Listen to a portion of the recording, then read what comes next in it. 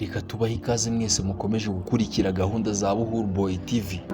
Uyu munsi noneho turaje kugira ngo turebere hamwe amateka n'ibigwi bya Etincelle FC. Mbahaye ikaze, njye nitwa Olivier Harerimana. Kanda subscribe kuri Buhuru Boy TV kugira ngo buri munsi tujye tubana mu biganiro byacu bitandukanye. Etincelle Football Club ni ikipe y'umupira w'amaguru yo mu Rwanda, ifite amateka akomeye cyane mu mupira w'amaguru w'imbere mu gihugu. Ikorera mu mujyi wa Gisenyi mu karere ka Rubavu.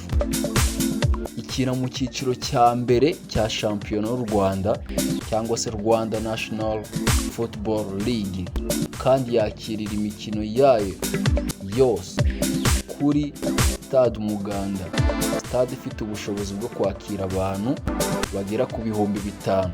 Reka turebere hamwe noneho amateka n'ibigwi by'iyi ekipe.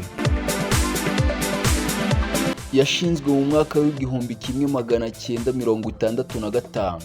Etincelle FC yatangijwe ku izina rya Guepard Football Club hari mu mwaka w'1976. Yaje guhindura izina yitwa Funda Football Club.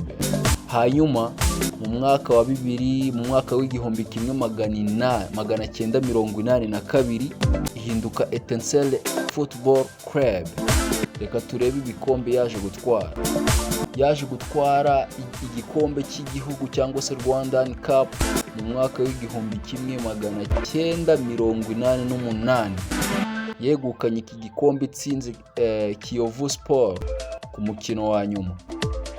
Reka turebe noneho mu marushanwa nyafurika uko yagiye yitwara. Mu mwaka w'1989 Etincelle yitabiriye African Cup Winners Cup. Ahangaha yatsinze Vitaro FC yo mu Burundi mu ijonjora rya mbere, ariko isezererwa na AS Kalamu yo muri Zaire, ubu ni Repubulika Iharanira Demokarasi ya Kongo, mu ijonjora rikurikira. Mu mwaka wa 2011 n'ejo bundi Etincelle yitabiriye irushanwa rya CAF Confederation Cup, aho yasezerewe na AS Leopard yo muri Congo Brazzaville mu ijonjora ry'ibanze. Reka turebe noneho imyitwarire mu marushanwa.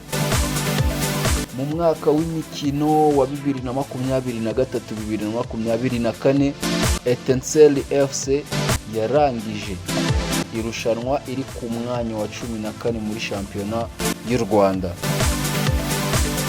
Ibindi bintu biranga iyi ekipe ikunze kwambara amabara y'umutuku n'umweru.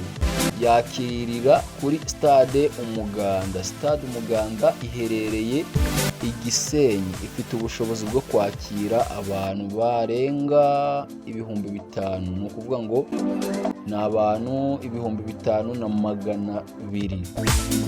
Mu mwihariko w'iyi ekipe ni imwe mu makipe akomoka hanze y'umujyi wa Kigali, ariko afite amateka akomeye cyane mu mupira w'amaguru w'u Rwanda.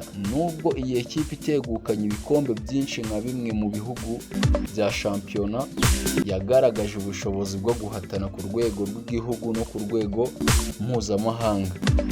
Niba ushaka kumenya byinshi ku bakinnyi b'iyi ekipe ya Etincelle, ushaka kumenya uko ihagaze muri shampiyona y'uyu mwaka, cyangwa se andi makuru ajyanye na Etincelle FC, niteguye kugufasha. Wowe icyo usabwa ni ukujya muri komenti ukandika uti dutemo. Ibyo byonyine birabaye.